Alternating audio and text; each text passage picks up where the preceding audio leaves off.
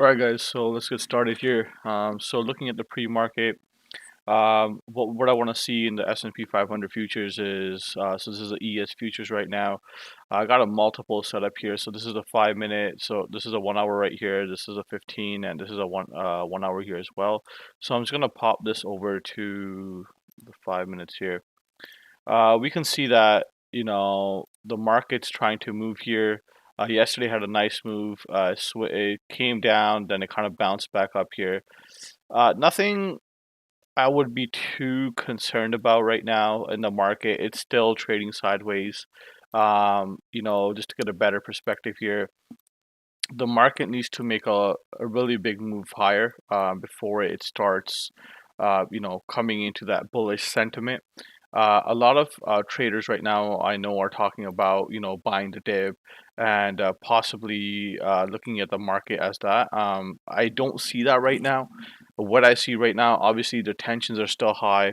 We don't want to continue trading in that sentiment. So just remember the candlestick here. This candlestick, you can almost say it's a doji candlestick, and we can start to see some sort of reversal here. Buyers are defending this level. As you can see, there's long wicks here, right? So it makes sense that when the price came down to about 42.58, this level was defended. It must be defended, right? Otherwise, easily we can drop down to this level and continue to fall, right? So this right here, the 42.14 level is a huge level for me.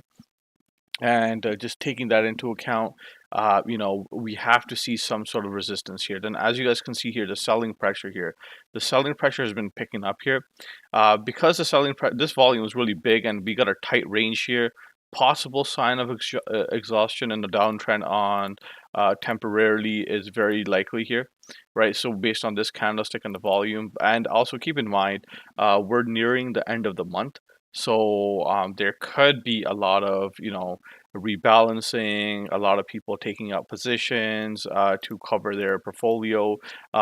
Anything can happen towards the end of the month, and there's not a lot of going on in terms of new economic information that's coming out this week. So in that sense, if we just look at, I use trading economics to have a look at it here. So this week, today we do have the crude oil information coming out, then U.S. GDP growth rate, jobless claims. So, these information can make some sort of changes. We do have the Fed speaking on the 24th here. We do have the durable goods coming out. So, consumer sentiment, I believe this can really move the market.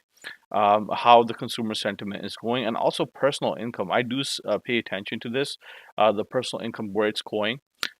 This could really be an important factor, especially if we're getting into a inflationary environment, right? So personal spending, consumer sentiment, we as North America are driven on consumer spending.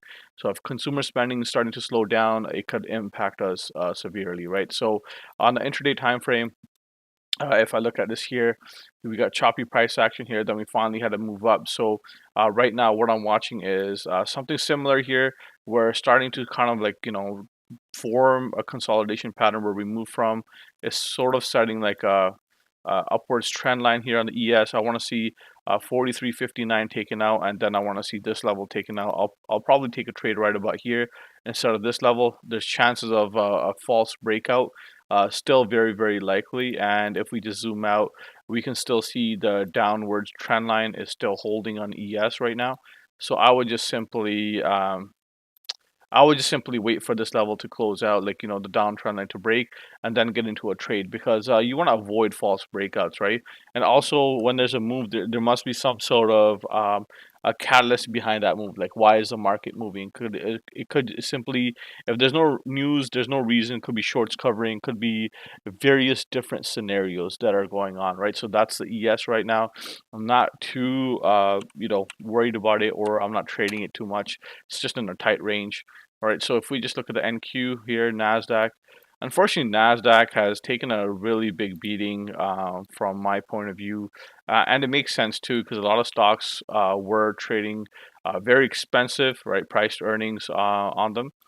So let's have a look here. So if we look at the Nasdaq here, right? So you got a good resistance level right about here. This is my supply zone, right here. and it's way below this, right? This is classic distribution and a breakdown and a retest over here, and we have a continuous breakdown here. So Nasdaq unfortunately has, I personally feel Nasdaq right now, short term, it's bearish. I mean, of course, I expect Nasdaq to have a pullback up to the upside, but my big level I'm watching is right about here, the 14,400. I want Nasdaq to get above this. If we cannot, we're gonna have some serious issues here. As you guys can see on the Nasdaq, right? So based on this wick, we actually tested below this. So, it's not looking too good for Nasdaq right now. I'm not trading this on a daily today because once again, it looks like a doji exhaustion. We can see here at this level and then bounce back. So what I'm trying to see is if Nasdaq can follow through with this pullback.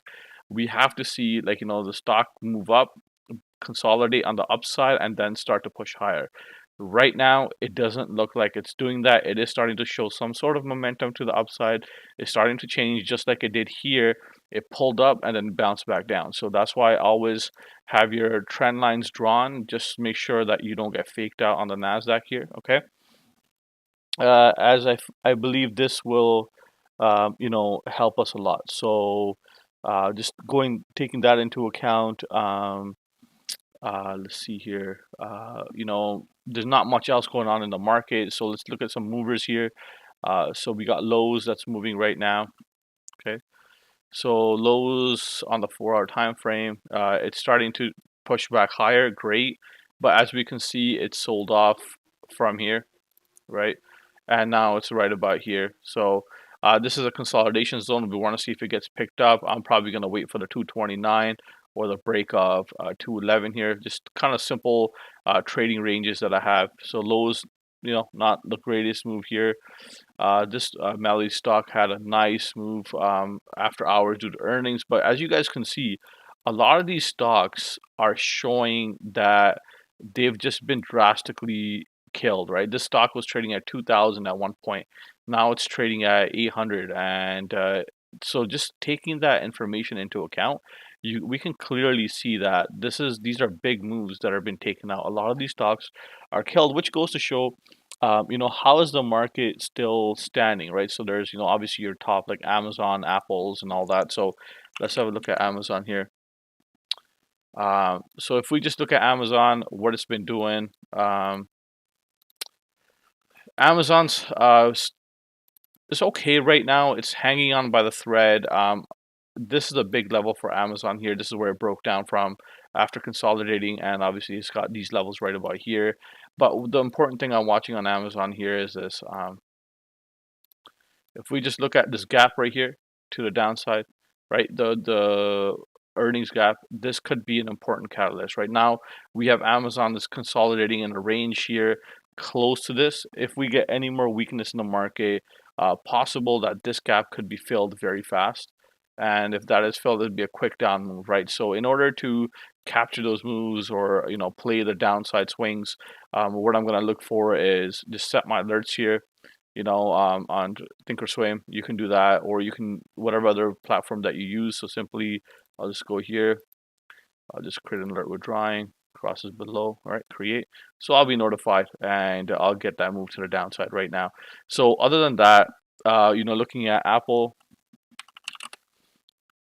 all right too. It's hanging here in consolidation.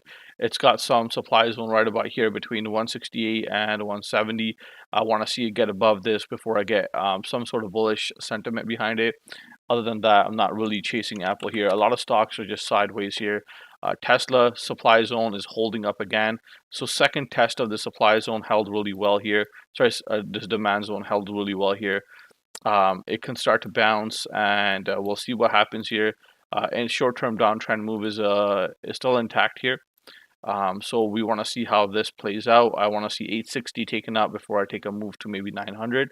But right now, Tesla is just holding its level right here, right? So it can continue to go lower if we just look at the daily on Tesla.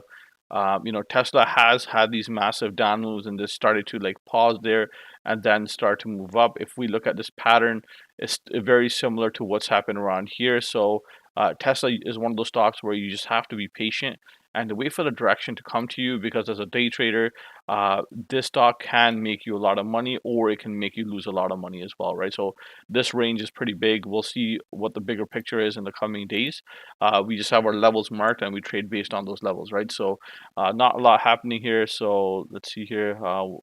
Yeah, Palo Alto, nice move after earnings, but then again, got to look at it, right? So even though these stocks have these, quick moves to the upside, just got to remember where the highs and lows were, right? So, Palo Alto still in a range at the end of the day, right? So energy stock, could potentially do some continuous move to the upside today.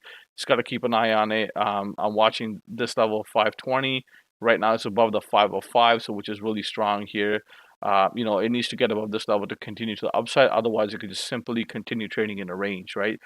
The momentum does need to pick up. Otherwise, we will start to see some sort of slowdown here, right, in these stocks.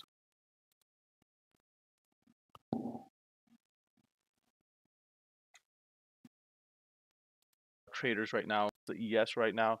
I'm not too, All right, guys. So that's enough for me today. I'll be back tomorrow, same time, same place. All right. So if we just look at the NQ here, Nasdaq.